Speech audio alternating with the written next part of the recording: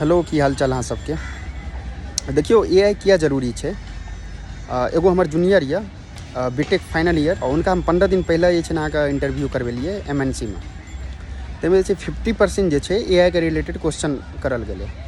पहले जे छै टेक्निकल हो या नॉन टेक्निकल कोनो भी जगह एआई के रिलेटेड कतौ क्वेश्चंस नहीं पूछल जाइ छलै, लेकिन आई के डेट में टेक्निकल हो या नॉन टेक्निकल हर जगह जे छै एआई के रिलेटेड क्वेश्चन पूछल जाइ छै। तो अहाँ सबके यह कहब जे भी फ्रेशर्स छी या जे भी नया जनरेशन्स आबि रहल छी, कॉर्पोरेट में आबै ले चाहै छी, कॉर्पोरेट रहे या नहीं रहे, पर्सनल या प्रोफेशनल हर जगह एआई के जरूरी है।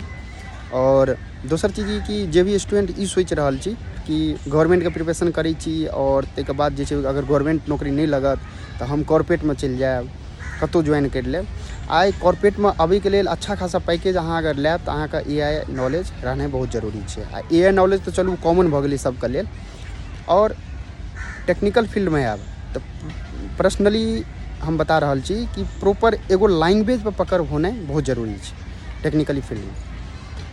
तो एहि पर कनी ध्यान देबै अहाँ सब, एहि दुआरे कि आई के डेट में जे छै ने कॉमन भऽ गेलै एआई तो कॉमन भऽ गेलै आ प्लस जे फील्ड में अहाँ आबै ले चाहै छी ओहि फील्ड के प्रॉपर नॉलेज रहनाइ जरूरी है। मतलब स्किल्स बहुत जरूरी है।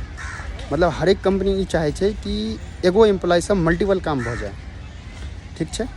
और जेना गवर्नमेंट में कंपटीशन है ना कि 5000 वैकेंसी अबै छै, 5 लाख या 15 लाख फॉर्म भरल जाइ छै, तेनाहिते कॉर्पोरेट के भऽ गेलै आई के डेट में।